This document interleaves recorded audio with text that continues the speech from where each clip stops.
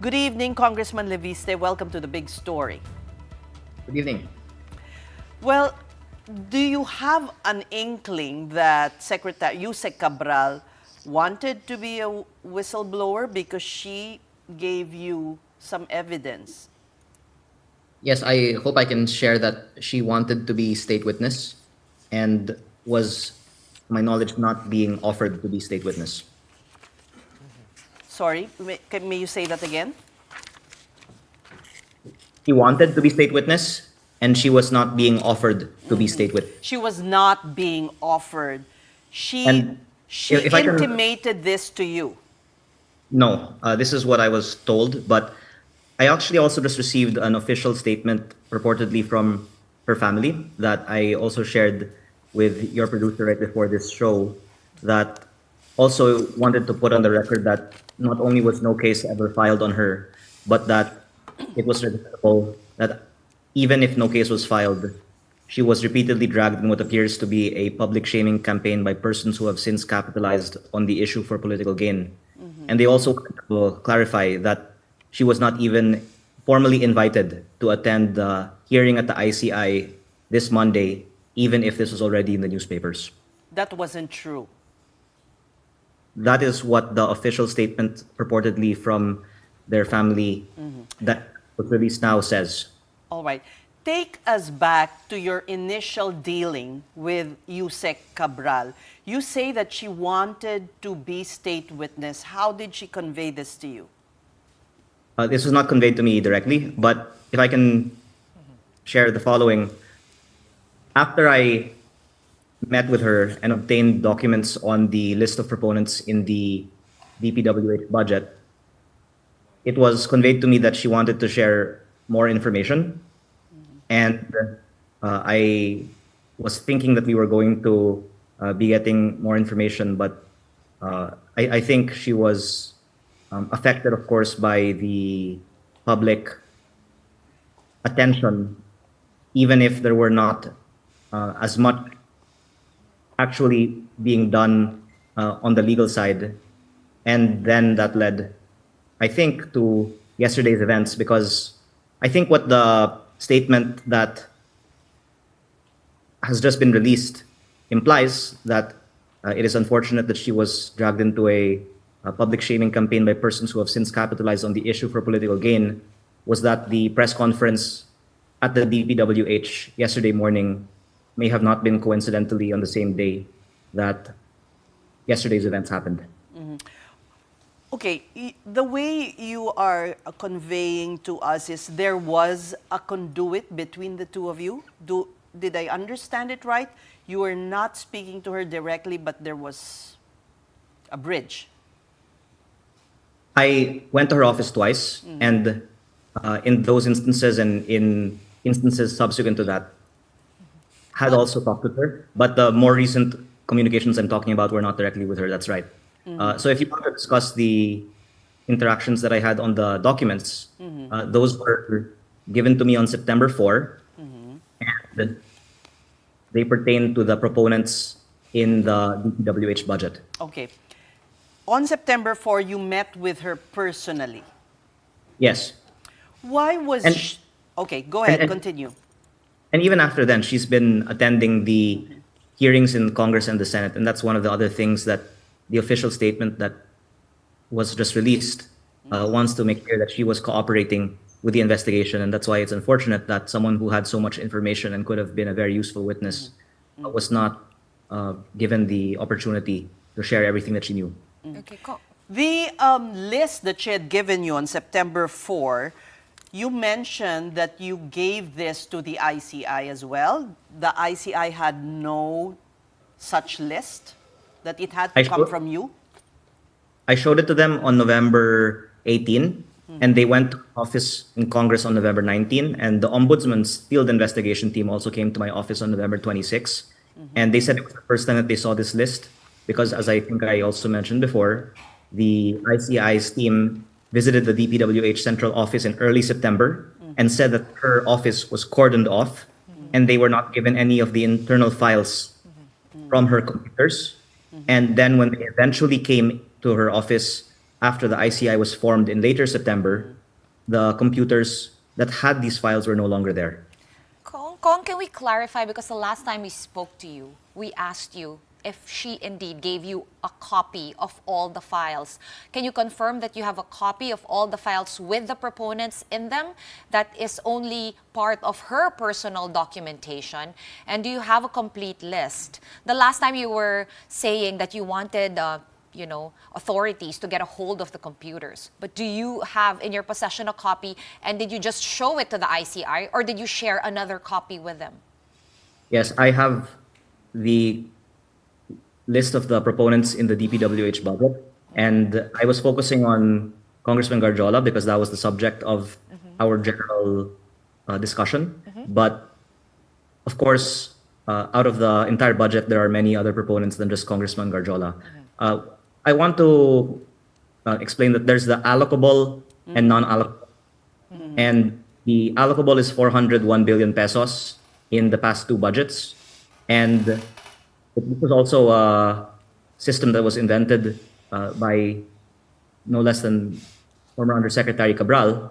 And the non-allocable outside of this 401 billion pesos are projects that cannot immediately be identifiably from a proponent, if not for the internal files of the DPWH.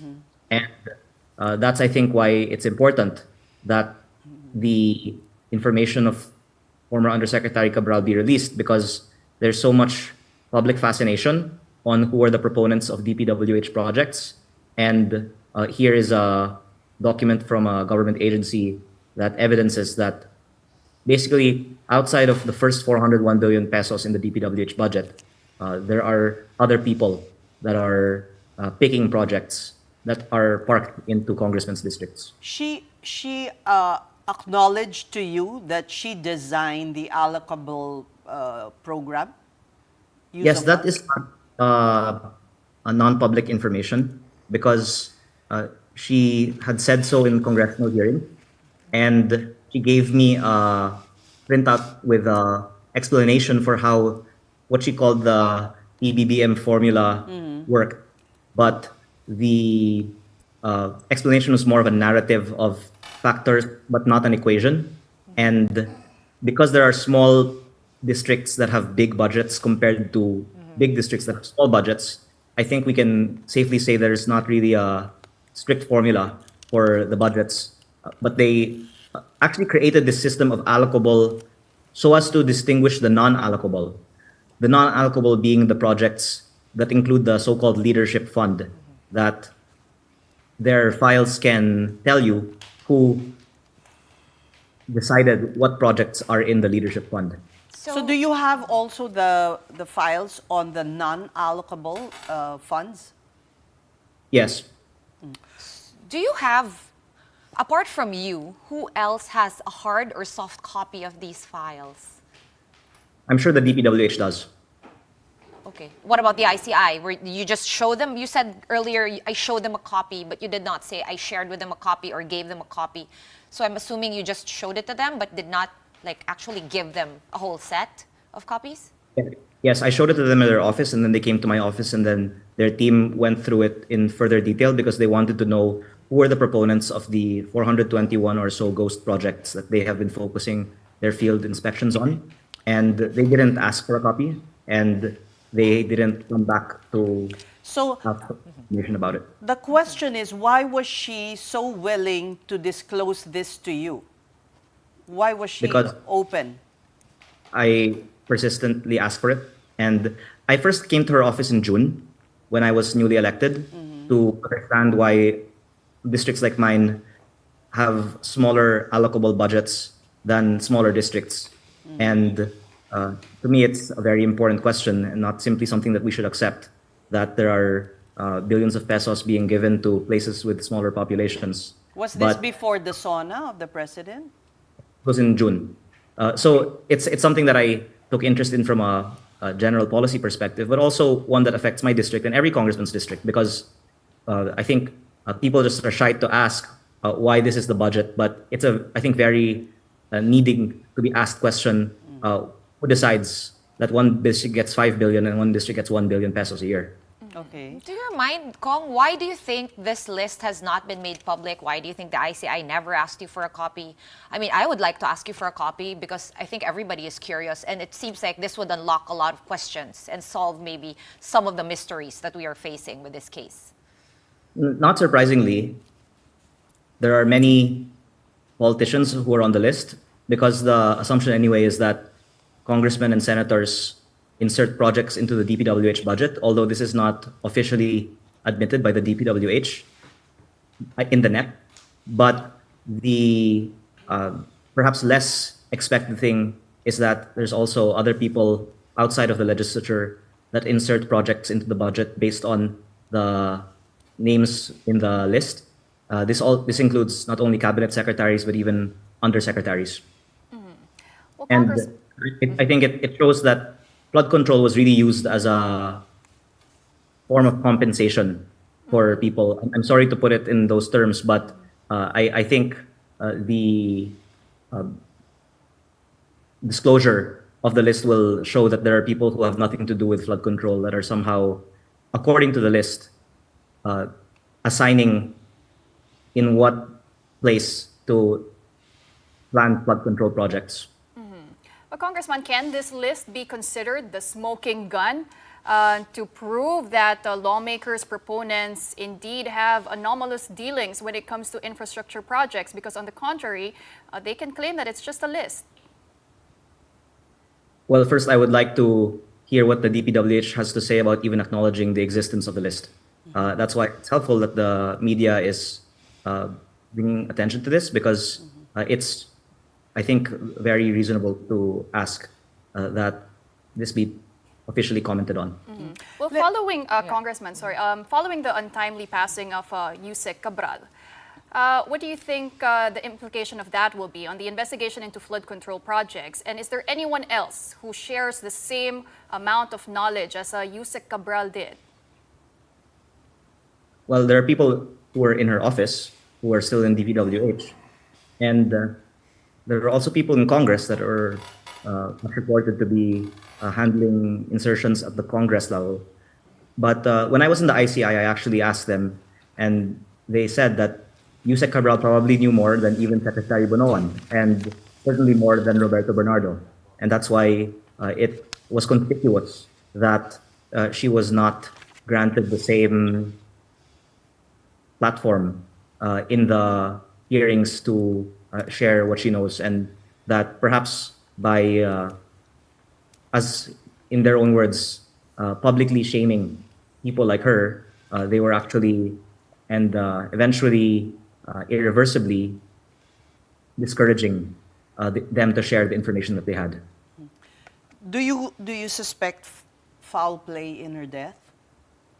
I'm not in the best position to answer that, but I think there's also a report that she was emotionally affected by recent events, and of course people can just draw their own conclusions, but it's certainly not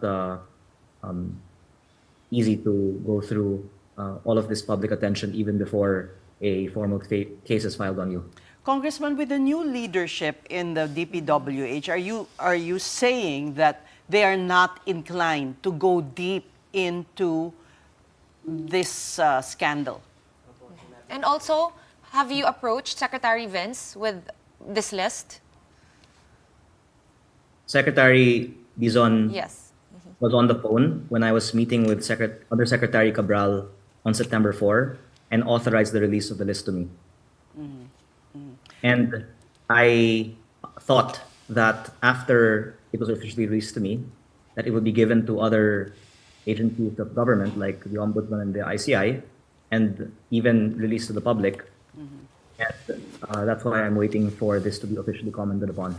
Okay. So the implication is that there are powerful people who are preventing this list from coming out? Is Well, presumably the people who are on the list don't want it to come out. And there are many people in the legislature and outside of it who are on the list. How far up does the list go, Congressman?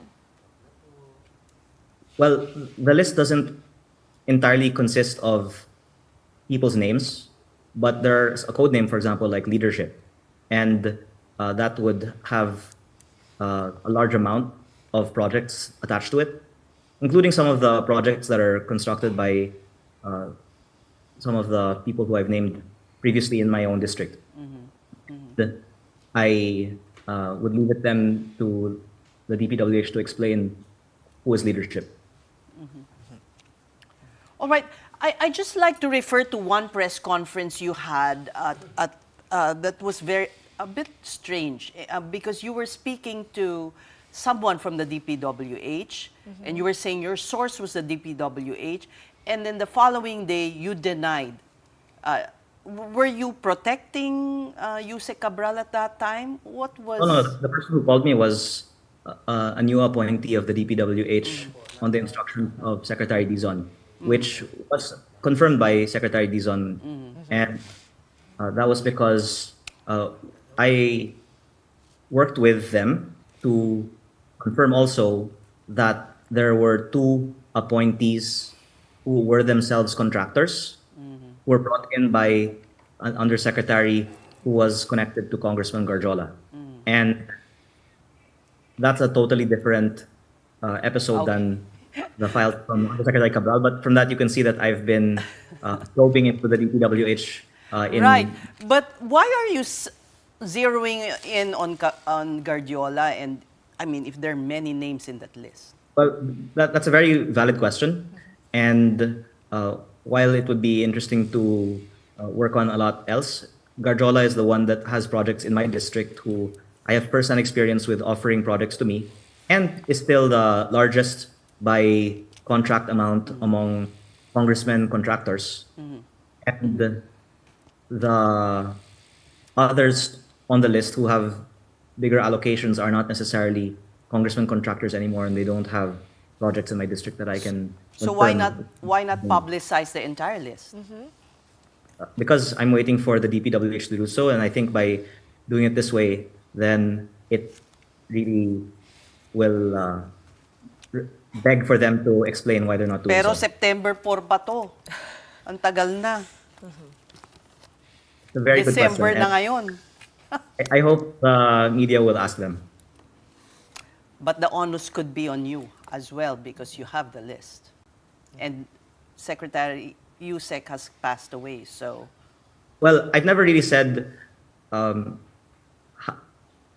what I up to what I have.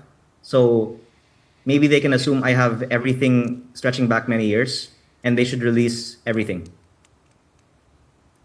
all right. We will wait for your move or their move. We thank you for your time. Batangas 1st District Representative Leandro Leviste. Now, in other news, President Bongbong Marcos has appointed former PNP Chief Nicolas Torre III as General Manager of the Metro Manila Development Authority, or MMDA. He replaces Procopio Lipana. The MMDA has expressed its full support and confidence that Torres' extensive experience in public service and law enforcement will further strengthen their mandate, especially in traffic management and public safety. The agency also expressed appreciation to Lipana for his contribution and dedication to the MMDA for 3 years, especially in advancing key programs and institutional reforms. Torre was the shortest-serving PNP chief with a tenure of only 85 days. Since his removal, Torre was on a floating status in the police force. Now it's time to take a quick break, but coming up, the legal troubles of the so-called king and queen of contractors are mounting. Sara and Curly.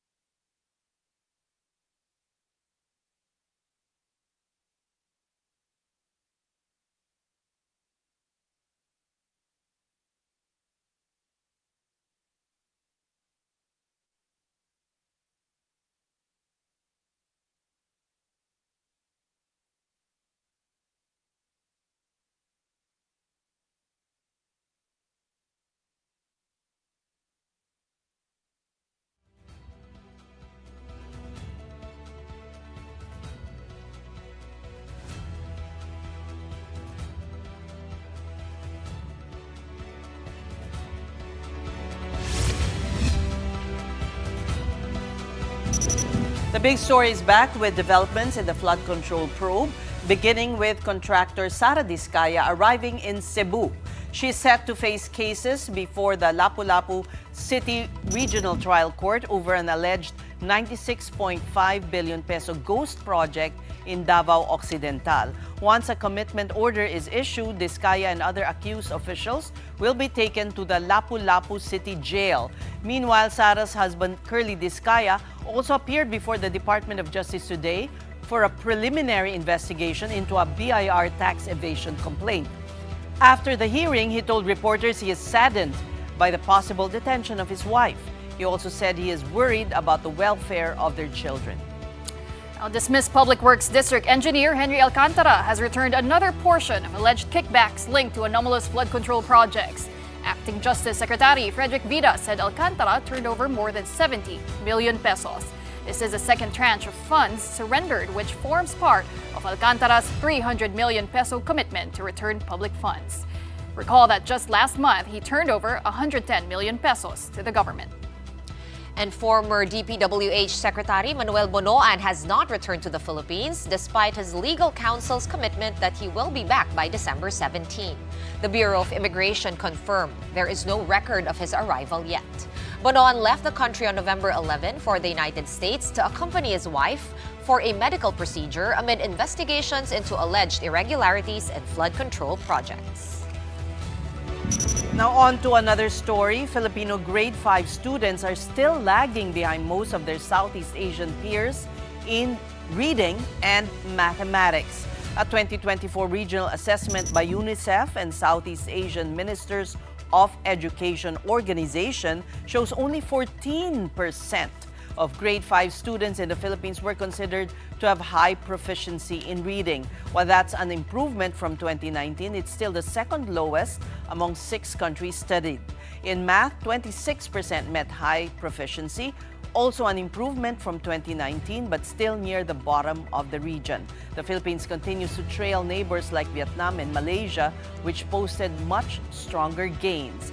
Education Secretary Sani Angara said the government is doubling down on literacy and numeracy efforts, even as learning losses remain a global challenge.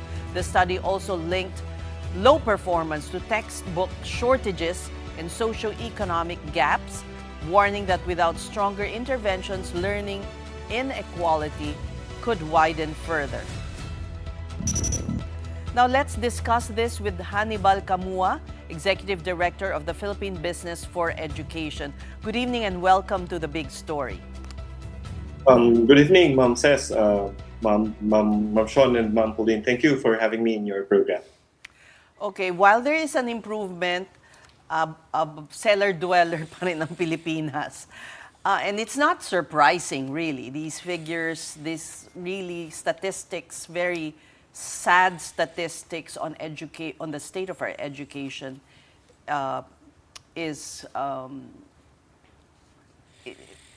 continues to drag the country down. So, grade 5, bakit po yan ang baseline?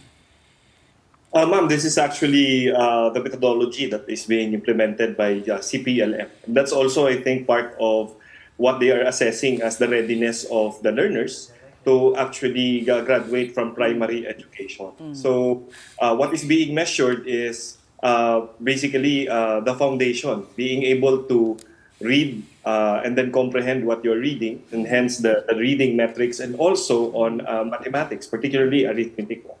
And you're correct po.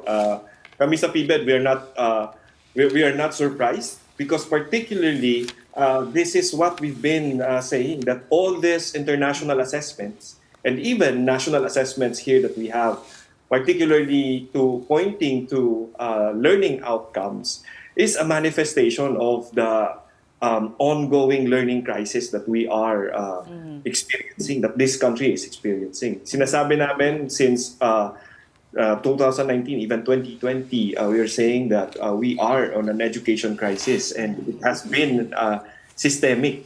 Kaya nakakalungkot, pero these numbers, this performance natin sa CPLM does not surprise us anymore. And yeah. Okay, this can't be done immediately, no? It medyo mahaba ang investment that needs to be put in and effort. So what are we doing? And how is the business community helping? So number one, ma'am, I think you're correct that all this, especially when we're working on education reforms, are actually it takes a long time Yeah. to see results. But there Yeah. are low-hanging fruits, no? As what you've said, there are let's say improvements, but not enough to catapult us, let's say, outside of being at the bottom or at the near bottom and towards siguro to the better performing countries. I think what needs to be done is, as we have been calling out our government agencies for this, is to really focus on the foundations. Focus on the foundations for early grades, particularly grades 1, 2, and 3. Should focus on reading, comprehension, and of course, arithmetic. Well, dapat bago magtapos ang isang mag-aaral ng grade 3, yung foundational skills niya on reading and comprehension and also on mathematics should be very strong. And it's also, I wanted to point out that based also on this 2024 CPLM results, makikita natin that there is that problem of medium of instruction. No? Let me highlight here that the CPLM is actually in the Philippines was done yung test po was in English. In the other 5 countries that participated, the test was actually done on their widely spoken language in their country. So iba-iba ba yan? Ibig sabihin, kunyari, kung sa Pampanga ka, baka Kapampangan, ganon? No. No. In the case of the Philippines, they English ang ginamit No, exactly. language. Should Yeah, we yeah. change that? Because I thi- that has been the recommendation. Mas mabilis ang absorption, especially mother pag, tongue.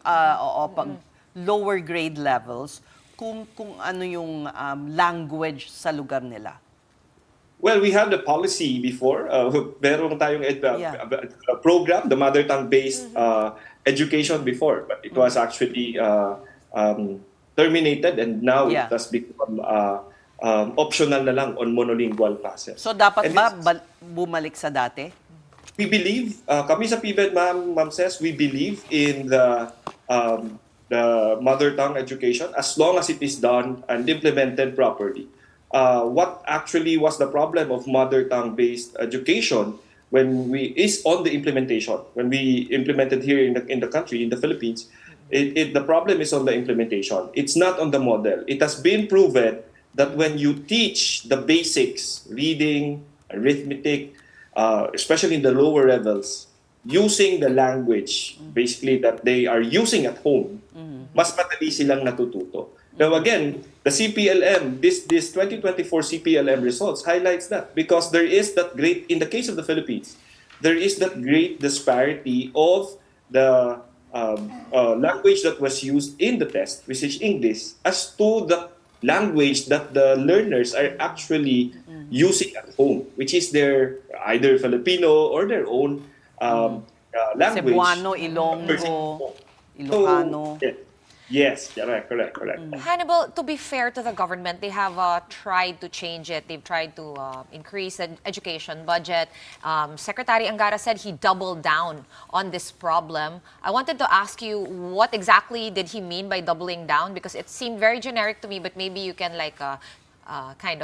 go more micro into exactly what they did and if they used any of the EDCOM's findings. Well, definitely, ma'am. I think in terms of, let's say, doubling down, it can be interpreted in different ways. But the budget that was approved last weekend for education, they would say, is the biggest budget in history, and it has breached the 4% of the GDP by global standards, which is actually what also this kinds of assessments are actually If pushing. I may interrupt you there, sabi nila that's not a correct figure because they used they added other expenditures that should not be. Oh, like yung mga PMA, yung mga state universities, etc. I was going there, Ma'am Ses, but naunahan ko lang. Okay. Na hindi totoo. Yeah. Because particularly doon din po yan magkakaroon ng let's say magkakaroon ng differences. Depende kung ano yung denominator na ginamit. Is it the high projection of the GDP or the conservative projection of the GDP for next year? That's one. Second is also, tama po kayo.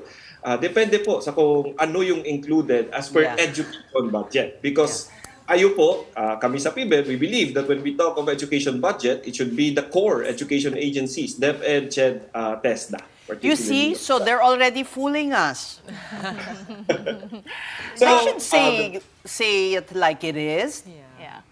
Well, if we want to doubling be... down could be on the budget, but also on the efforts.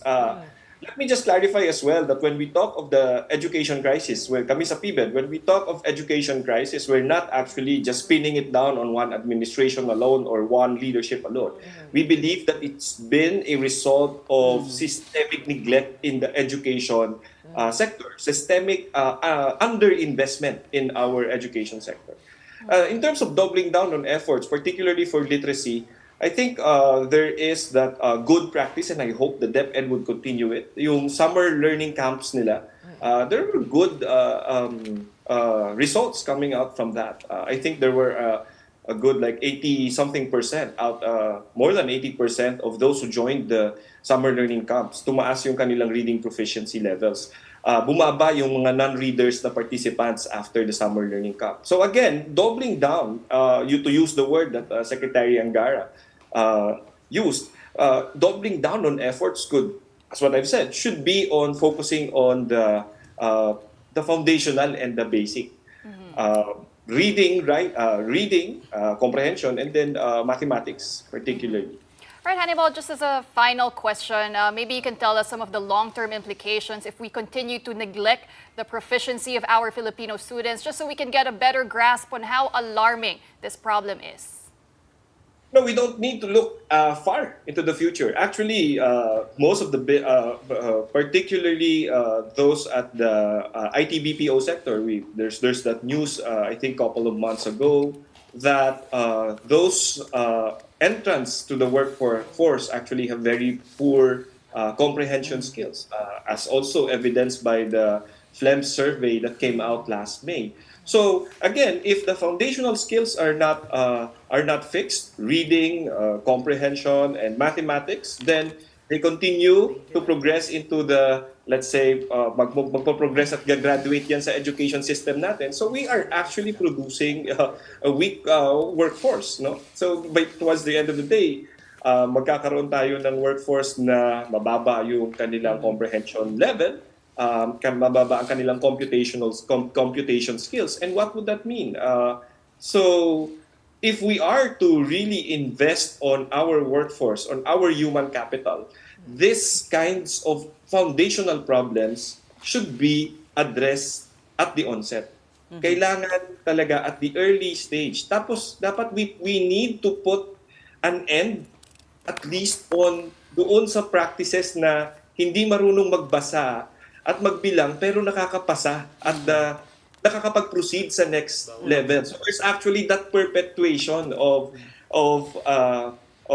that situation na pinapasa siya at that to the next level even though na hindi niya nami-meet yung minimum standards particular to reading, comprehension, and also on mathematics. Nakakalungkot, pero those are the realities that we encounter when we talk to, let's say, teachers, when we talk to our stakeholders in the school, particularly. All right. Well, we thank you for talking to us here on The Big Story, PIBED Executive Director Hannibal Camua. Okay, and now shifting to sports, a big Friday push for Team Philippines at the 2025 Southeast Asian Games. That's as gold medals poured in on the penultimate day, led by a historic win in women's beach volleyball. The Alas Pilipinas women stunned 8-time champion Thailand to capture the country's first SEA Games gold in the event. Now, the men's bowling team also followed suit, dominating with 981 pinfalls to outscore the hosts. Meanwhile, on the ice, Peter Grosclose completed a strong comeback, winning gold in the men's 500-meter speed skating event with another medal opportunity looming. And just a few moments ago, the Gilas Pilipinas women reclaimed the gold after defeating host country Thailand. And this marks the third gold medal in history for the Filipino bowlers. As of 6:45 p.m., Team Philippines has 45 gold, 66 silver, and 145 bronze medals. And the chase for 60 gold medals continues, with Thailand still on top.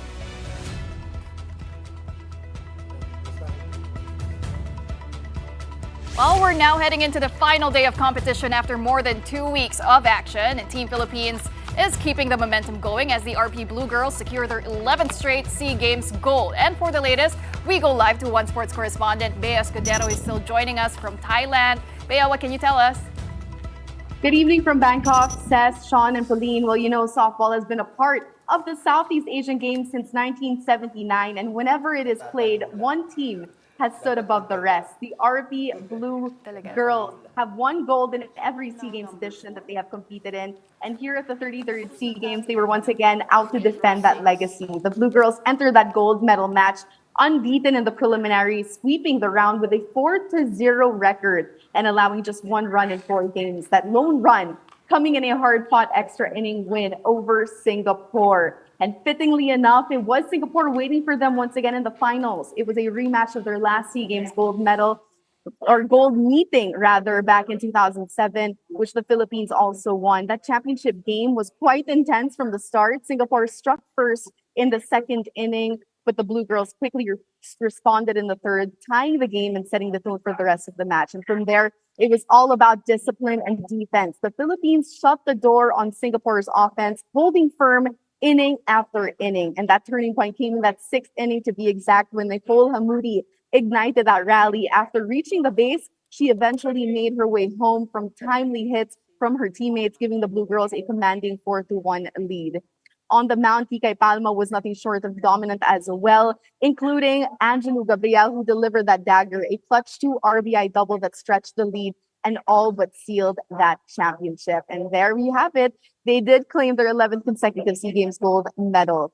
Pauline? All right, well, congratulations to our RP Blue Girls. And of course, good luck, the best of luck to our remaining athletes who still have games tonight. But that was One Sports correspondent Bea Escudero there, giving us the latest from Thailand. And we are pausing for another quick breather, but right after that, an independent panel of medical experts say that former President Rodrigo Duterte is fit to stand pre-trial at the ICC. That and more stories still ahead. Keep it here.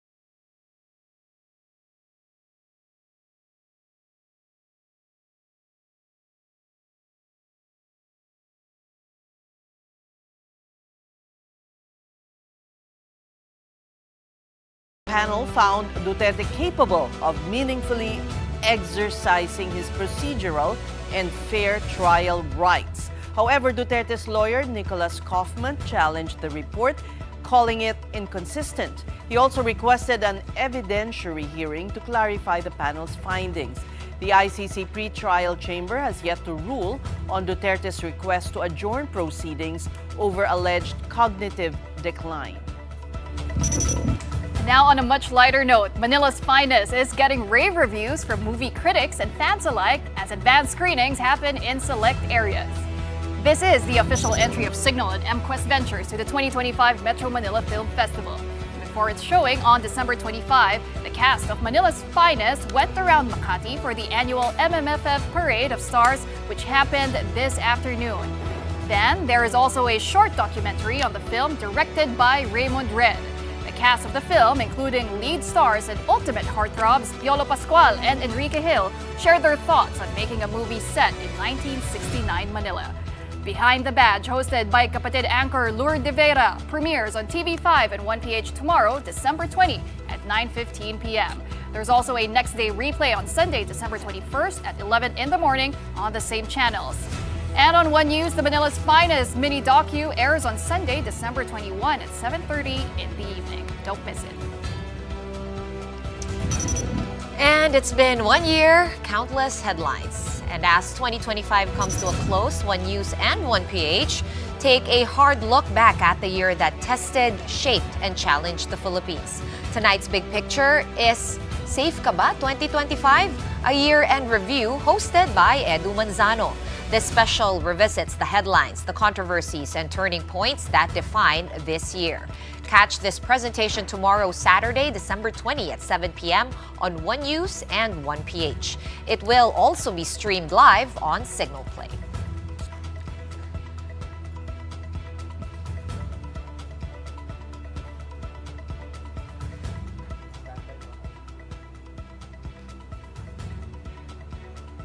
Hindi AI yun. Curious how that will turn out. With Edu It's Manzano. not AI because It's not he usually AI. posts AI-generated Content. content, memes, yeah. Especially nung kasagsagan ng flood control Yeah. scandal. Yeah, so that is the real Edu So hindi naman siguro patawa yung gagawin niya. Tingnan Could natin. be Could be satire, humorous could be, look. yeah. Satire. Because right now things are so bad, you can only laugh. You know, when you said countless headlines, I tried to remember what the feng shui expert said at the start of the year. If na-predict ba niya na ganito ka-turbulent Kaya yung kagulo, 2025, no? di ba? Ako Did nga, you tinanong ko na remember? yung feng shui ko for next 2026. year. Oo, kahit Pero na you don't remember what the feng shui expert said? I kind of remember the personal stuff, and I think we were selfish and we didn't ask kung parang paano na think ba yung Very someone Very mentioned bad. something about the president and the vice president, that it would be a turbulent year for them. That's something But that that was I kind already of remember. predictable. The thing is, But that kasi, time, nag-break up na medyo yung ano na unity. yan. Medyo na. Medyo Hindi- obvious naman na siya Yeah. noon. Sino kaya ang nakapredict? Oo. Balikan natin. Si Bana, break up ng Unity pero hindi pa nabubuksan yung box ni Pandora. Yes. Pero ngayon kasi, Wala pa yung mahiya naman kayo. Okay, and that's it for the big story this week. Thank you so much for joining us. we are back here on Monday at 7:30 p.m. We'll see you then. Kapatid, we are One News, all sides, all the time. Good night and have a great weekend. But before that, stay tuned. There's more coming from the world of sports. Play-by-play is up next with Andre Felix and Cheska Liton Calao. Hi, guys! Good evening Happy po. Good Friday! evening. I know! Yes, happy Friday. Pero dahil Oo pa rin nga. yan. Oo. Any plans for the weekend, Ses? My God, last minute shopping. Last minute everything. Buti ka pa. Sean? I'm actually leaving tomorrow. So I'll I'll see you next year! Yes. Have a safe trip and enjoy. And happy holidays to you, the Yao family, and to Andro, of course. Si Lavi, tatanungin ko pa ba? May shout out. Any plans? Si Pawi may plans. Miss Gonna be Pauline? here. Na hindi mo. You, Shek. Sama kami ni Pawi. SEA Games. SEA Games nga pala. Oo, may SEA Games Oh nga yes, pala sila. last day. Ako tomorrow, wake ng lola ko kasi my father's mother passed. So, Condolences. tomorrow is tomorrow. Condolences. Yes, Condolences thank to you, the thank you. family. Yes, yes. Pero, yeah,